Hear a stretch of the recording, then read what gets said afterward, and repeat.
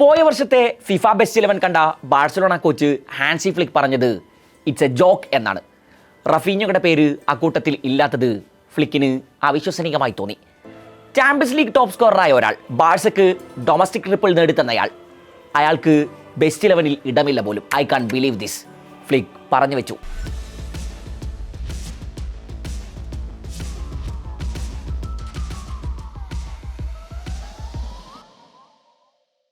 റഫീഞ്ഞയുടെ പ്രിയതമ Nathalia Rodrigues social മീഡിയയിൽ കുറിച്ചിട്ടത് do they think he's a basketball player എന്നാണ്. ഈ സീസണിലെ ആദ്യ എൽ ക്ലാസിക്കോയിൽ ബർണബ്യൂവിലിട്ട് റയൽ ബാഴ്സയ്ക്ക് തീർക്കുമ്പോൾ റഫീഞ്ഞ കറ്റാലൻ നിരയിൽ ഉണ്ടായിരുന്നില്ല.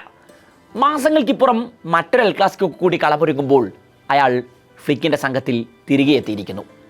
റയലിനെ സംബന്ധിച്ച് അതൊരു അപായമണിയാണ്. സെമിയിൽ അത്ലറ്റിക് ക്ലബിനെ ബാഴ്സ തകർത്തെറിയുമ്പോൾ ഇരട്ട ഗോളും ഒരു അസിസ്റ്റുമായി റഫീഞ്ഞ ഒരു മുന്നറിയിപ്പ് തന്നിട്ടുണ്ട്, ഒരു വലിയ മുന്നറിയിപ്പ്. ഒരു വർഷം മുമ്പാണ് അത്ലറ്റിക് ക്ലബിൽ നിന്ന് നിക്കോ വില്യംസിനെ തട്ടകത്തിലെത്തിക്കാനുള്ള ശ്രമങ്ങൾ ബാഴ്സയിൽ തീവ്രമായി നടക്കുന്ന സമയം. റഫീഞ്ഞയുടെ 11ാം നമ്പർ ജേഴ്സിയിൽ നിക്കോ വില്യംസിന്റെ പേരെഴുതി ആരാധകർ സോഷ്യൽ മീഡിയയിൽ വ്യാപകമായി ചിത്രങ്ങൾ പങ്കുവച്ചു.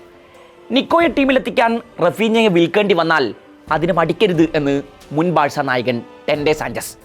റഫീഞ്ഞ ഏറെക്കുറെ ടീം വിടുമെന്ന് സകലരും ഉറപ്പിച്ചു. അതേസമയം ആരാധകരുടെ ചെയ്തികൾ റഫീഞ്ഞയെ വല്ലാതെ വേദനിപ്പിച്ചിരുന്നു. ബ്രസീലിയൻ താരം അത് തുറന്നു പറയുന്നുമുണ്ട്. തന്നെ അപമാനിക്കുന്നതിന് തുല്യമാണ് ഇതൊക്കെ എന്ന് അയാൾ ഒരിക്കൽ വിളിച്ചു പറഞ്ഞു. 2022 ലീഡ്സ് യുണൈറ്റഡിൽ നിന്ന് 50 മില്യൺ പൗണ്ടിനാണ് റഫീഞ്ഞ ബാഴ്സയിലെത്തുന്നത്. ആദ്യ 2 സീസണുകളിൽ ബ്രസീലിയൻ താരത്തിന് ടീമിൽ വലിയ റോളൊന്നും ഉണ്ടായിരുന്നില്ല. സാവി ഹെർണാണ്ടസിന്റെ സിസ്റ്റത്തിൽ ഒരു സെക്കൻഡ് ചോയ്സ് റൈറ്റ് വിംഗർ മാത്രമായിരുന്നു അയാൾ. ഡംബലേക്ക് പരിക്ക് പറ്റിയ സമയങ്ങളിൽ മാത്രമാണ് സാവി റഫീഞ്ഞയെക്കുറിച്ച് ചിന്തിച്ചത്. ഫ്രഞ്ച് താരം മടങ്ങിയെത്തുമ്പോഴൊക്കെ അയാൾക്ക് ബെഞ്ചിലിരിക്കേണ്ടി വന്നു. പ്ലേയിങ് ടൈം അധികം ലഭിക്കാതായി. 2023 ഡംബലെ ബാഴ്സ വിട്ടു. പിന്നീട് ലമീൻ യമാലിൻ്റെ രംഗപ്രവേശം.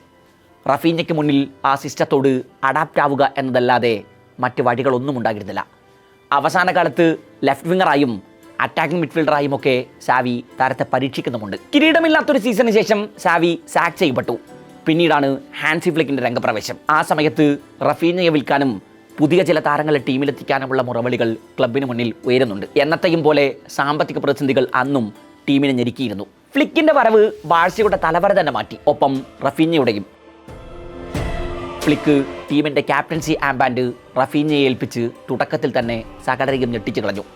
ഫ്ലിക്കിൻ്റെ സിസ്റ്റത്തിലും ഒരു സെക്കൻഡ് ചോയ്സ് റൈറ്റ് വിംഗറായെ റഫീഞ്ഞ പരിഗണിക്കപ്പെടൂ എന്നാണ് ആരാധകർ ആദ്യം കരുതിയിരുന്നത്. ലമീൻ യമാൽ സ്പെയിനെ യൂറോ കിരീടം അണിയിച്ച കാലമായിരുന്നു അത്.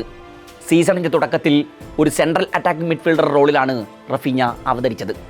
ഫെറാൻ ടോറസിൻ്റെ പരിക്കിനും ഒൽമോയുടെ വരവിനും ശേഷം ലെഫ്റ്റ് സൈഡിലേക്കും താരത്തെ മാറ്റി പരീക്ഷിക്കുന്നുണ്ട്. റഫീഞ്ഞയുടെ വേഴ്സിറ്റിലിറ്റിയെ വലിച്ച് പുറത്തിടുകയായിരുന്നു ഫ്ലിക്ക്. പിന്നെ അയാൾക്ക് തിരിഞ്ഞു നോക്കേണ്ടി വന്നിട്ടില്ല. ആദ്യ 2 സീസണുകളിൽ 10ൽ അധികം തവണ വലകുലുക്കാത്ത റഫീഞ്ഞ ഫ്ലിക്കിന് കീഴിൽ ആദ്യ 3 മാസത്തിൽ തന്നെ 10 ഗോളും 9 അസിസ്റ്റും തൻ്റെ പേരിലാക്കി. ചാമ്പ്യൻസ് ലീഗിൽ ബയേണിനെതിരെ കുറിച്ച ഹാട്രിക്കോടെ അതുവരെ അയാളെ തള്ളിപ്പറഞ്ഞിരുന്നവരൊക്കെ മാളത്തിലൊളിച്ചു. Lamine Yamal, Raphinha, Robert Lewandowski ബാഴ്സയിൽ പുതിയൊരു ത്രയം രൂപം കൊണ്ടു. അവർ ടീമിന് ലാലിഗയും കോപ്പ ഡെൽ റേയും സ്പാനിഷ് സൂപ്പർ കപ്പും നേടിക്കൊടുത്തു. റയൽ മാഡ്രിഡിനെ പല കുറി ഫ്ലിക്കിൻ്റെ സംഘം വൻ മാർജിനിൽ ഹ്യൂമിലേറ്റ് ചെയ്തു. സീസൺ അവസാനിക്കുമ്പോൾ മുഴുവൻ കോമ്പറ്റീഷനുകളിൽ നിന്നുമായി 34 ഗോളും 26 അസിസ്റ്റും റഫീഞ്ഞയുടെ പേരിലുണ്ടായിരുന്നു. പോയ സീസണിൽ La Liga player of the season പുരസ്കാരം ബ്രസീലിയൻ താരത്തെ തേടിയെത്തി. ബാലൻഡിയോർ ഫേവറേറ്റ് ലിസ്റ്റിലെ ആദ്യ പേരുകൾക്കൊപ്പം തന്നെ റഫീഞ്ഞ ഉണ്ടായിരുന്നു. എന്നാൽ പുരസ്കാരം പ്രഖ്യാപിച്ചപ്പോൾ 5ാമതായാണ് റഫീഞ്ഞ ഫിനിഷ് ചെയ്തത്. കഴിഞ്ഞ മെയ്യിൽ ബാഴ്സ താരവുമായുള്ള കരാർ പുതുക്കി. എന്നാൽ ഈ സീസണിൻ്റെ തുടക്കം റഫീഞ്ഞക്ക് അത്ര നല്ലതായിരുന്നില്ല. സെപ്റ്റംബറിൽ ഹാംസ്ട്രിങ് ഇഞ്ചുറിയെ തുടർന്ന് കളത്തിന് പുറത്തേക്ക്. നവംബർ അവസാനം അത്ലറ്റിക് ക്ലബിനെതിരായ മത്സരത്തിലായിരുന്നു പിന്നെ കംബാക്ക്. സ്റ്റാൻഡിംഗ് ഒവേഷനോടെയാണ് ക്യാമ്പ് നൗവിൽ താരത്തെ ആരാധകർ വരവേറ്റത്. ചാമ്പ്യൻസ് ലീഗിലും ലാലിഗയിലുമായി കഴിഞ്ഞ 7 മത്സരങ്ങളിൽ 4 ഗോളും 1 അസിസ്റ്റും റഫീഞ്ഞ തൻ്റെ പേരിൽ കുറിച്ചു കഴിഞ്ഞു.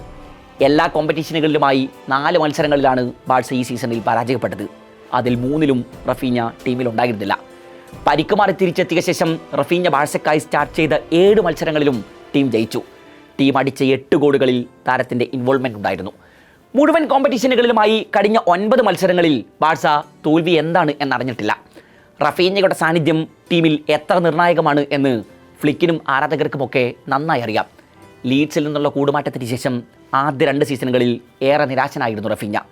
താൻ കളി നിർത്താൻ പോലും ആലോചിച്ചിരുന്നു എന്ന് ഒരിക്കൽ അയാൾ തുറന്നു പറയുന്നുണ്ട്. എന്നാൽ ഫ്ലിക്കിന് കീഴിൽ മൈതാനത്തിനകത്തും പുറത്തും ഹാപ്പിയാണ് അയാൾ. ഇക്കുറിയും ടീമിൻ്റെ ബാറ്റൺ റഫീഞ്ഞയുടെ കയ്യിൽ തന്നെയാണ് ഫ്ലിക്ക് ഏൽപ്പിച്ചിരിക്കുന്നത്. ലാലിഗ കിരീടം നിലനിർത്തണം. ചാമ്പ്യൻസ് ലീഗിൽ ഏറെക്കാലമായുള്ള കിരീട വരൾച്ച അവസാനിപ്പിക്കണം. പ്രതീക്ഷകൾ വാനോളമാണ്.